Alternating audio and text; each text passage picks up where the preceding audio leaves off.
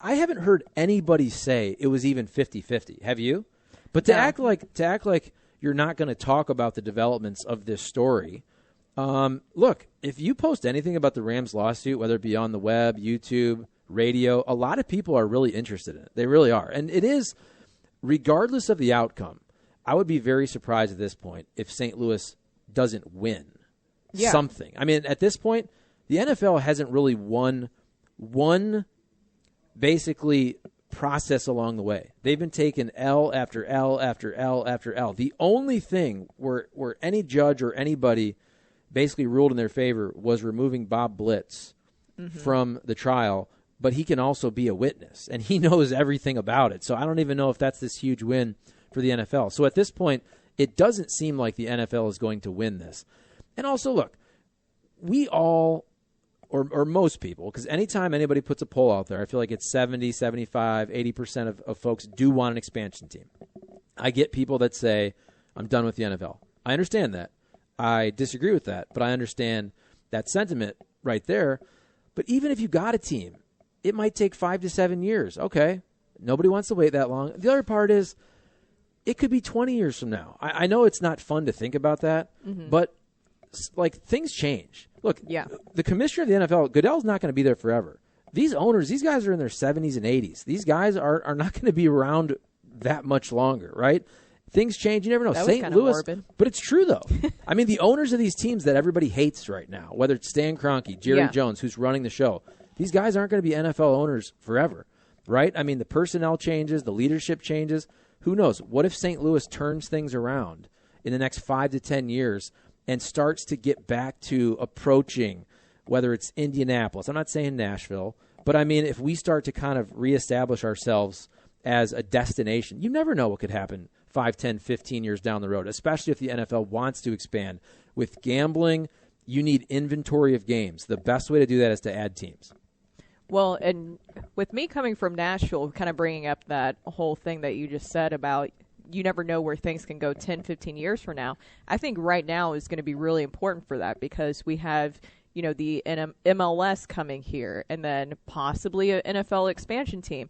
And if anything, I know that people maybe are tired of talking about it, whether they want an NFL team or not. If you're talking about bringing money to a city, $1 billion, which is I think is what they're asking for possibly with the settlement, right? Oh, I think they're going to be asking way more than that. Yeah, because $1 billion, honestly, you need more than that to really fix a city, area, all that kind of stuff. An NFL team will bring in consistent revenue that would be over that probably over a lot of time. It would bring in a lot of money to the city, all that kind of stuff, especially if you put that stadium or you kept it downtown.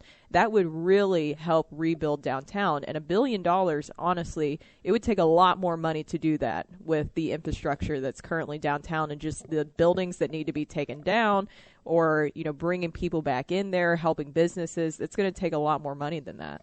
On the text line, 855-282-8255. Get your texts in. You youngsters have no idea how great a football town we live in. I hear you.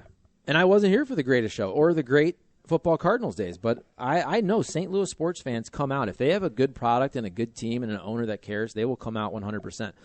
So we talk a lot about the money with this, which I get. And, you know, I apologize if folks think we're talking too much about the lawsuit, but I do think this part is interesting. And so the other day, Martin Kilcoyne on scoopswithdannymac.com, we also posted it on YouTube. You can check it out.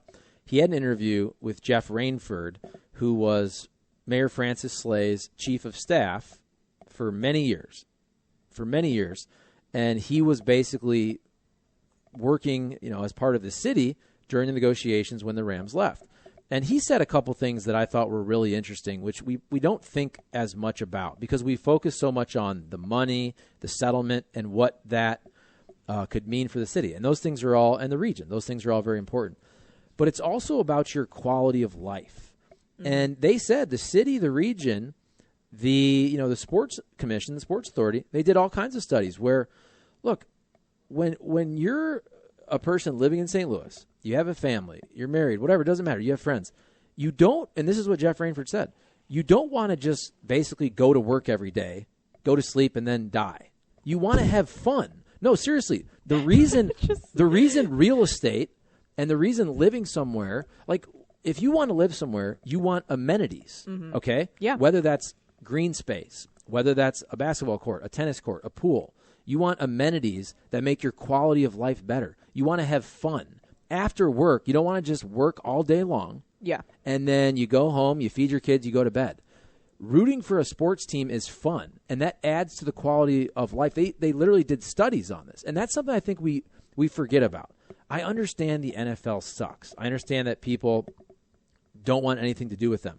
But if they got another team, we would love it here. You would have great Sunday experiences with your family. You'd have a Thursday night game every once in a while. You'd have Monday Night Football.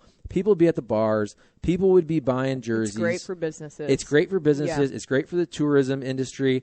And if you had a team, you could have that special moment like the 2019 Blues, like the Greatest Show on Turf, like the 2006-2011 Cardinals. Those are the type of memories that you share forever. How many great stories did you hear about the Blues? People would take a Blues hat to their dad's gravesite and drink a beer with them. Stuff like that, right? Because they grew up watching the Blues and they never got a Stanley Cup. Those type of stories, like you can't put a monetary value on that. No. Well, and not to bring up Nashville again, but with me being from there, I got to see, it's still wild to me to this day that people take vacations to Nashville because growing up there, look, has Nashville always been the music city? Yes, there's no doubt about that. I know that people have always gone there for little touristy things and stuff, but for what it is now, it didn't used to be like that. So when I was there growing up, I got to see that change of where they started really investing in downtown, bringing in more events and, investing in businesses. And this is a little controversial. They also did the merger with the city and county. Now, I know that that's a hot topic here in St. Louis. We won't get into that. But is that still controversial? Because I feel like most people want that. I've been told, my fiance's from here. I've been told that a lot of people don't feel that way here. So I'm not sure. I know that it's kind of a sensitive subject for people here in St. Louis, but that is what Nashville did. They merged the city and county, so then it, spread out more resources, more revenue coming in that was actually being used for properly, I guess I would say, because then, especially for your police forces, then people had more access to things and you had more police officers.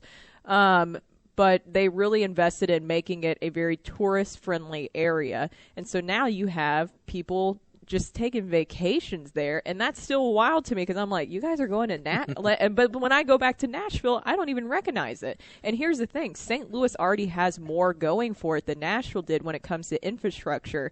St. Louis is built to handle a lot more people than that whole Middle Tennessee area is, honestly. Yeah, that's where I feel like St. Louis is such a great livable city. I mean, it's a big city, but it's not, and we always joke about you can get anywhere in about 20 minutes.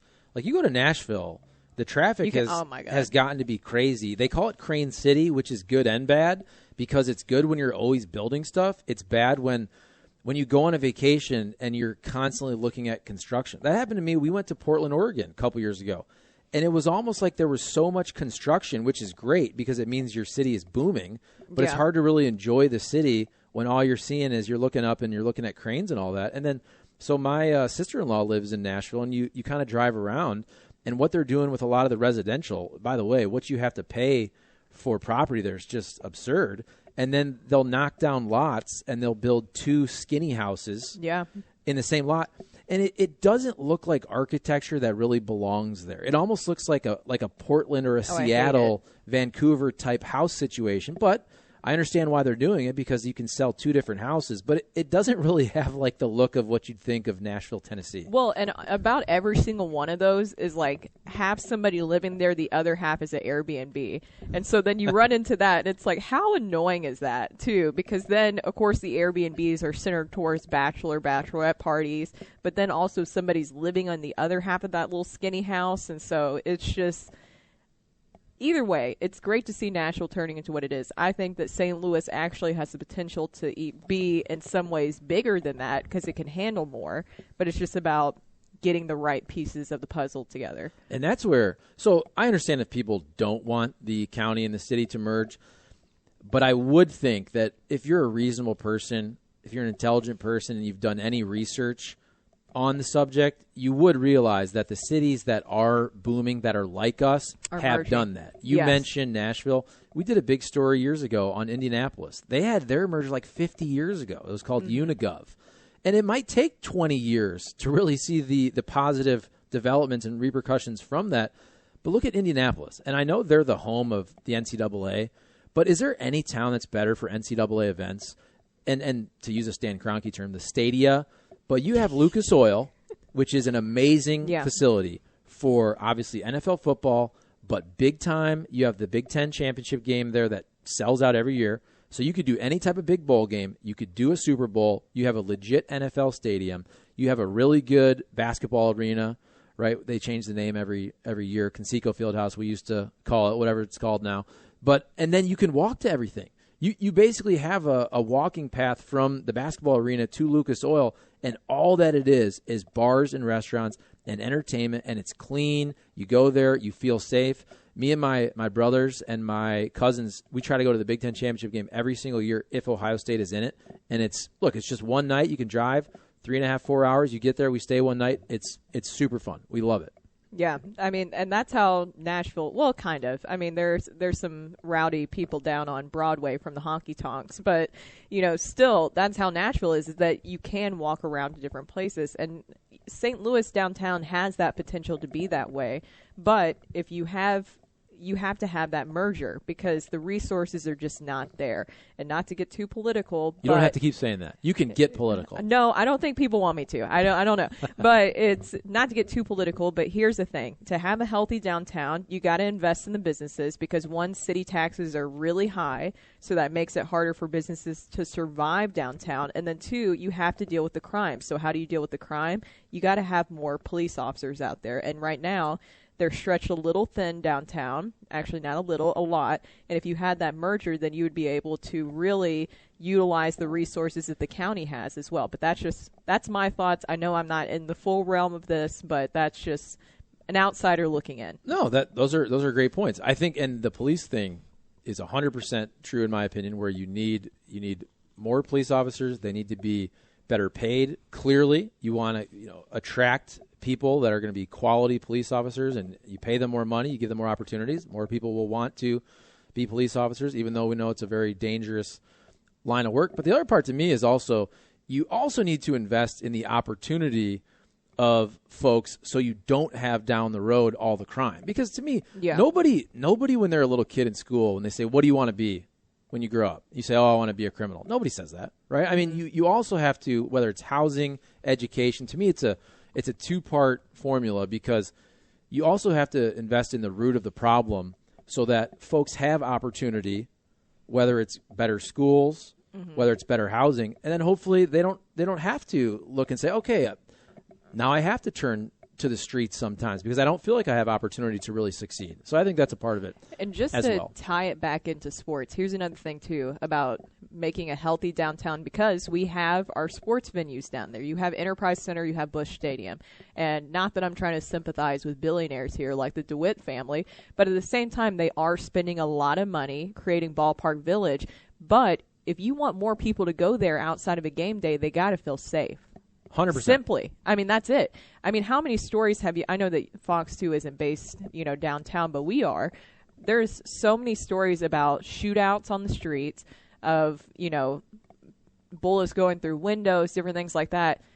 Would you go out for a night of fun down there without knowing that that's going to happen? That's a possibility that you could all of a sudden be in the middle of a shootout or something. And I know that sometimes it's in one specific area, but still you have these huge sports teams that bring in a lot of people, but when it comes to when there's not a Cardinals game, it's really hard to get people over there because of things like that. Which is why, though, that sports is so important, because you just mentioned you may only go downtown for Cardinals game, Blues game, soccer match down the road. Maybe whether it's Battlehawks or whoever knows if an NFL team comes down there. But also, you have the aquarium, you have the wheel, you have the zoo, but the more cool, fun destination spots, the more times you want to go down there. And and feel safe, clearly. I think right around those stadiums, I've never felt unsafe, but I totally get the fact if you go a couple streets over in some of those spots, you're not feeling real safe pretty quickly if you take a wrong turn here and there. Sports, it's not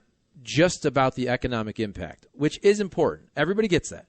Everybody gets it's about your tax revenue, how much will it actually benefit the city versus what they're paying for it. You have the tax revenue of your players. You have the practice site, and you have jobs. You have people working at all the games.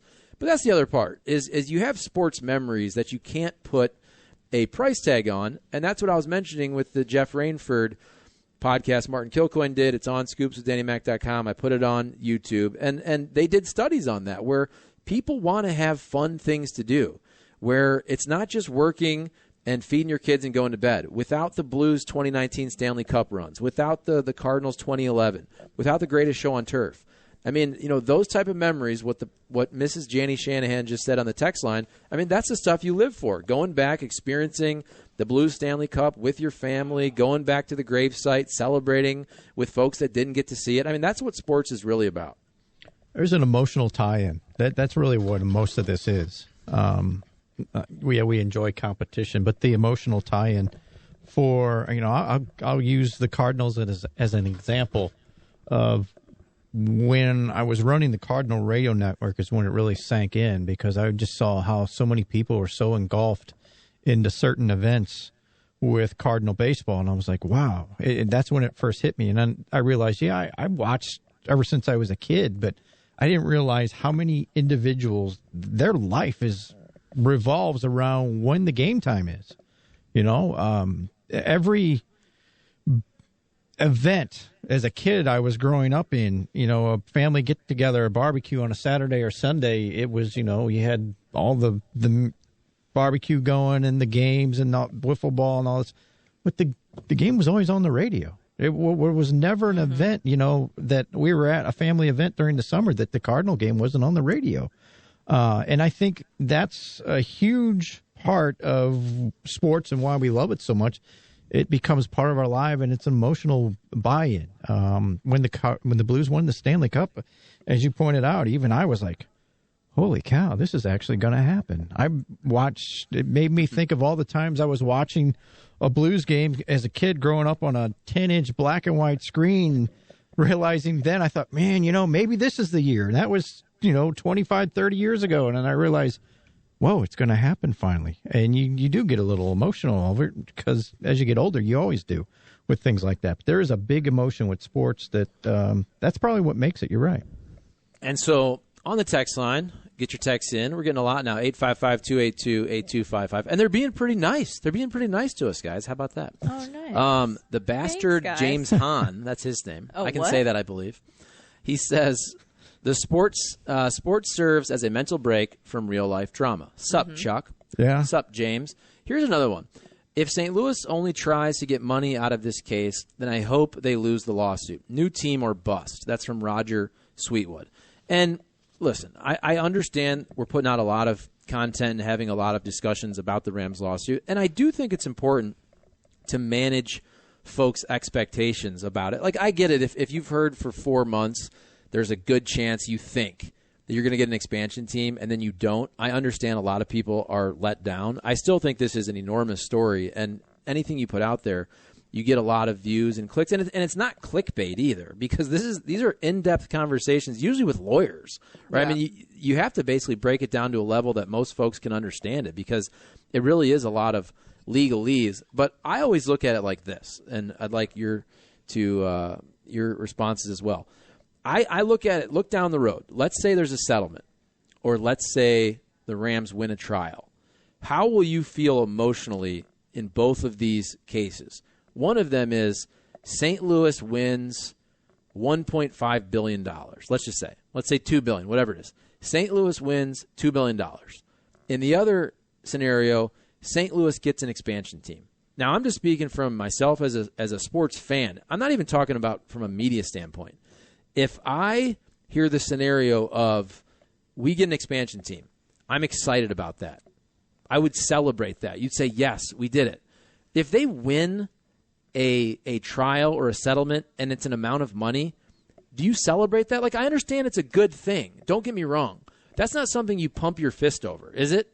Right? There's a different emotional component to it. Like, you don't really know where this money's going to go, and I'm sure it will go to good things. But if they just win a monetary settlement, I don't think people are going to be celebrating in the streets. They will be if a team comes. Yeah, I agree with that. And I mean, and I understand that either way, whatever the outcome is, it's going to take a while. But like you said, if they do win the money comes out of this, we don't know. I mean, it could go to a lot of different places. So it is going to go essentially back to the people, but not really in our hands to choose how it's going to be really used. They won't ask our take on it. No, of course. I mean, supposedly, but of course they won't. And because we're not the people who are in charge of whatever they're trying to do when it comes to the renaissance of downtown and all that kind of stuff. I just think that when it comes to getting an NFL team, that it would be something. I feel like it would be the final, bring that piece of the puzzle back here to St. Louis. You already have so many good things in the favor. You have MLS coming, which is going to help really build up downtown as well. You have that Target. I mean, I know that sounds silly, but still that Target's going to be a big part of rebuilding that Midtown area as well. And so you have all these different pieces coming together, and I feel like the NFL team would be the final piece. And once again, $1 billion, say it is $1 billion or more than that, that's not going to fix all the problems. That's going to be a lot of money, of course, but theoretically it takes a lot of money to really fix a downtown and what it has going on. I mean, it really doesn't go that far if you really look at it with how expensive things are now. Jimmy.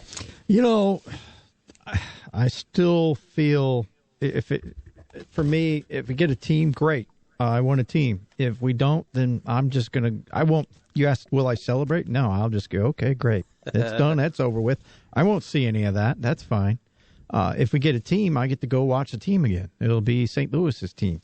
And I'll get the memories that we just spoke of.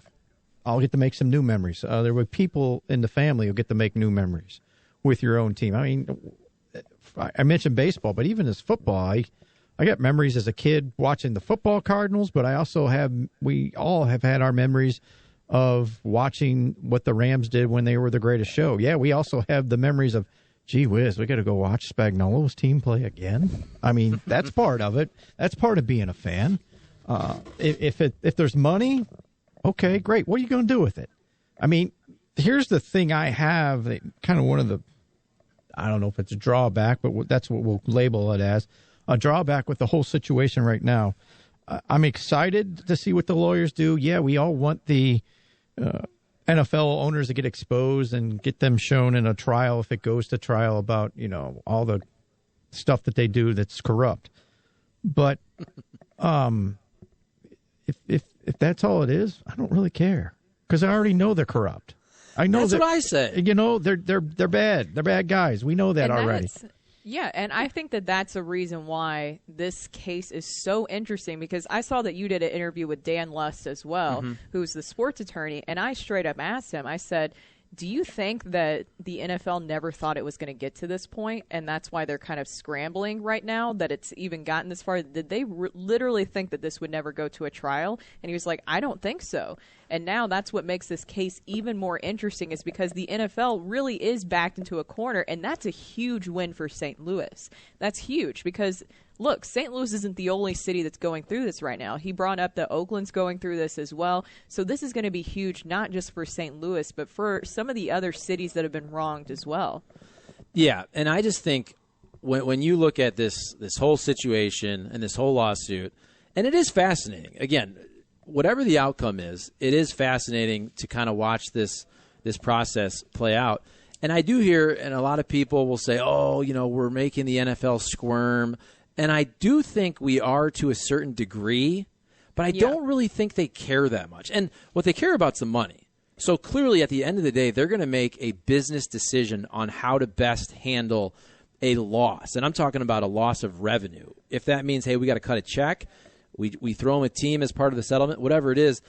But then, like I've heard, okay, we're going to get them on the stand and they're going to squirm. And look, all these depositions, they seem to be taking place over Zoom. I think, look, even though the world has returned to normal, look, if I'm being deposed, I'd probably say, well, I'm worried about COVID. I don't really want to go to St. Louis. I would do the same thing, right? All these depositions. Or plead the fifth. You can do that as well, so it's not as exciting. Right. And I just think to think that we're making these guys squirm, I just don't think they really care, because these are some of the worst people, right? I mean, they're gangsters. They really are. I mean, they're billionaires. They've been very successful, and some of them are good people. Don't get me wrong. Some of them are good people, but really, they're who? They're guys. Well, I think some of the folks. How about Arthur Blank? Arthur Blank seems like a good owner that does right for Atlanta, for the city.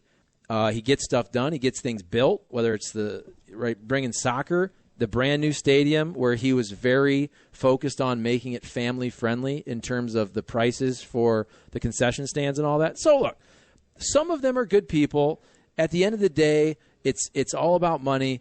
I just think that everybody knows the NFL owners are, for the most part, crooks, and they know that. Well, and they know that people know in that. Washington right now. That's just one case of what's going on.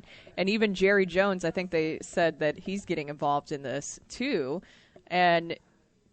But here's the thing. That's what I see makes it even more interesting, because some of the best stories, we all love a great comeback story. We're talking about the Kurt Warner story, right? He was all the odds stacked against him. That's what, to me, that's what St. Louis looks like in this. So you're like, oh, you're going to go up against the NFL? The NFL with just a bunch of billionaires? Like, good luck with that. But they keep at least holding them in their place and coming back, and I think that's huge in itself, because we love those stories. We love the stories kind of like the Robin Hood story, right? Mm-hmm. Where, he's taking from the rich and all that kind of stuff, and you like that. You like to see the good guys actually finish on top. You don't want the billionaires to succeed, right? That's what I love about this, and maybe I didn't explain this well. I usually don't. And on the text line, somebody says, Stan cares. He's squirming as evidenced by trying to weasel out of the indemnification agreement. I agree with that 100%. My point is, they're not squirming because people now think they're bad guys. They know that they're squirming strictly 100% because of money. That's that's all that I was trying to say. The fact that we're putting them on the stand, we're exposing them, they've been exposed. Mm-hmm. They continue to be exposed. They will only get exposed more because whatever happened with the Washington football team, right? Look, their strength in numbers. We've seen this with every story. Look what's happening with hockey, okay? Yeah. When you have a story like Kyle Beach come out, now there's 3 more stories. And there is strength in numbers in that. And we know that the NFL has swept a lot of things under the rug over the years, not just what's going on with the cheerleaders, whether it's relocation, whether it's CTE. A lot. All the years, I mean, not even to get into it, whatever happened with Colin Kaepernick over the years with the way that they would have the tributes to the military, and then you realize they were actually being paid for them. Mm-hmm. Just things like that. I understand it's a business, but my point is more so the NFL has been exposed for being shady for years. So I don't think they care about sitting on the stand and, somebody wrote a bad article about me in St. Louis. Oh, Pro Football Talk says I'm a bad guy. I truly don't think they care about that. It all comes down to how much money could they potentially lose in this lawsuit. Well, I do think it is nice, though, that ESPN is finally starting to catch on to this a little bit more now. And look, I get it that maybe there is more behind that, but that also puts more pressure on. The more that they're in the national spotlight, international spotlight, it's really exposing these owners for who they truly are and what they actually care about. And I think that that's what needs to be shown here, because it's very obvious, all the stuff that's coming out with St. Louis. This is something that if you're an NFL fan, doesn't matter what city you're in, you should be paying attention to, because it shows you how easily it could happen to your favorite team. And your team's next. And your team went through this, by the way. Yes. Because probably, half the teams had a stadium built in part due to the threat, or either real or kind of behind the scenes, that, if you don't build this beautiful new stadium and give us taxpayer money, we could go to L.A. Yes. I mean, that happened for 20 years. You could make the case that the NFL was more valuable in a way not being in L.A. because they leveraged it to build so many, again, Stan Kroenke term, stadia all across the country. I mean, so many mid-level markets like St. Louis went through this. Minnesota was the one that was kind of right before us, where they were always hanging the whole LA card over Minnesota. And they probably weren't really going to leave, let's be honest, but that leverage helps get the stadium built. But it goes back to what we were talking about earlier with the memories that you have associated with this. You know, everybody talks about, you know, where they were when, you know, somebody won a Super Bowl or something like that. It goes back to the memories, and it shows you that we have, you know, of course, we're very attached to these teams.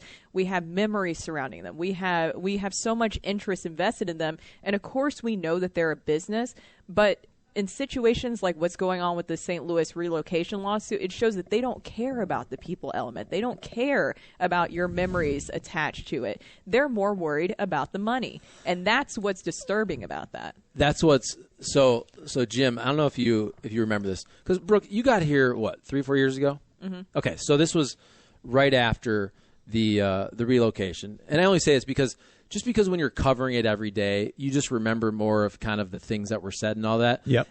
But here we are now, 5 years later, and I was randomly the other day at Fox 2, I was going through some old clips, and not to bore everyone, as I often do anyway, but, you know, nowadays you have all your tapes. Mm-hmm. And your tapes go back to freaking the beginning of time, and they're dusty back there, and every once in a while you got to go grab a tape.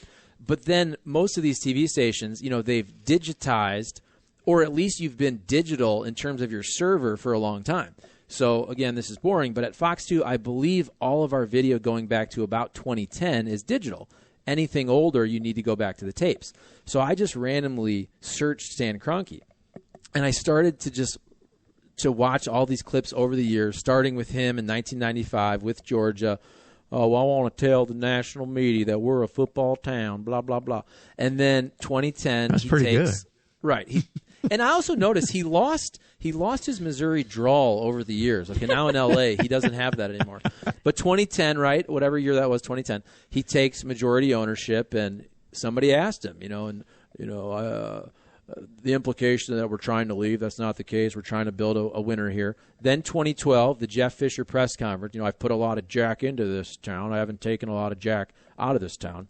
And then you have the actual meetings in Houston where they make the announcements. And Stan Kroenke's up there, and he says, oh, you know, I know this is hard. They make this intentionally hard. We know this is the emotions of our fan base.